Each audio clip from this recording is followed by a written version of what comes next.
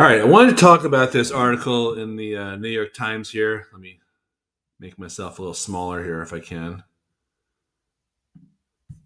Okay, it's smaller. Sorry. Student accuses Georgetown, Penn, and MIT of admissions based on wealth.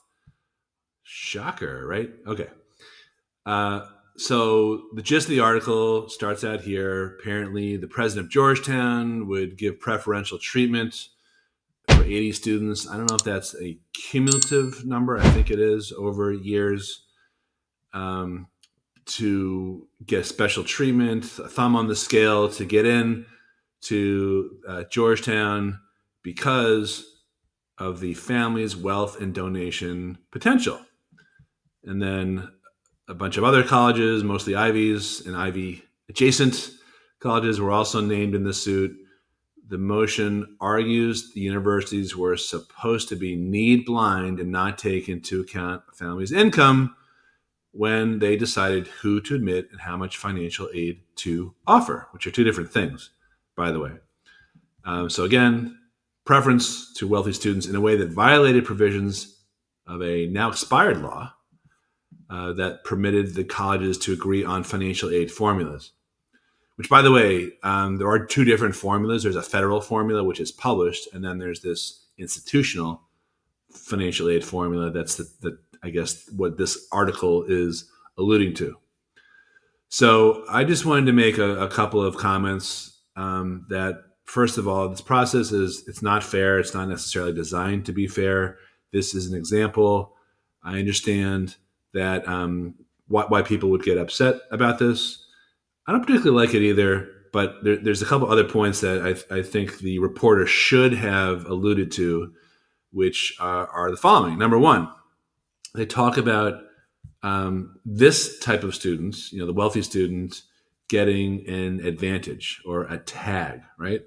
But there are other types of tags that also get advantages, and I think those are accounted for in this article: legacies, recruited athletes, but also low-income students get tags too. They receive preferential treatment at most schools just because colleges in general seek diversity, not just visual diversity, but also economic diversity. So I don't have numbers on that, the same way that we don't have numbers on how many wealthy students get in. But that's a counterpoint right there. A second point is that apparently, and this is not according to me, but this is according to a colleague of mine who is on the admissions committee of an Ivy college for more than 30 years, that approximately 50 cents on the dollar of donations from super wealthy families goes toward helping the need-based aid funding. So colleges do a lot of good with donations from super wealthy families. So there's more information here about how much has been paid out and how much was settled. I think that's all interesting, but it would have been nice if this article talked about the other side to the story here. And again, I don't think it's necessarily something to brag about, but I don't think it's quite as offensive as the slant of the article makes it out to be. So that's really the deal with college admissions, is that it's not designed to be fair.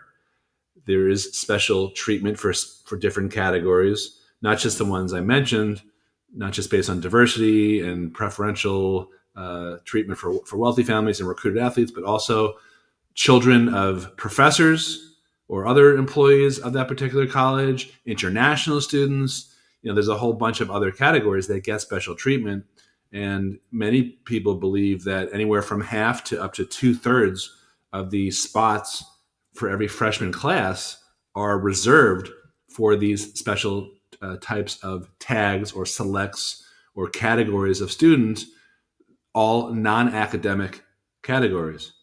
So what that means for you, if you're watching this and listening to this and you're not in a special category, you're not a super elite development case or development perspective family, what this means is that if you're none of those categories, you're looking at what the college reports as its average GPA and its average SAT or ACT score and other statistical information, and you think, okay, well, I'm right in the median there. I have a pretty good shot at getting in. What you really should understand is that you have to work a little harder to get in, because most of these special categories, including the super wealthy, tend to bring down those averages. They tend to have slightly lesser grades and scores. And I know it's not politically correct to talk about underrepresented minorities and recruited athletes and all that, but they, on average, have lower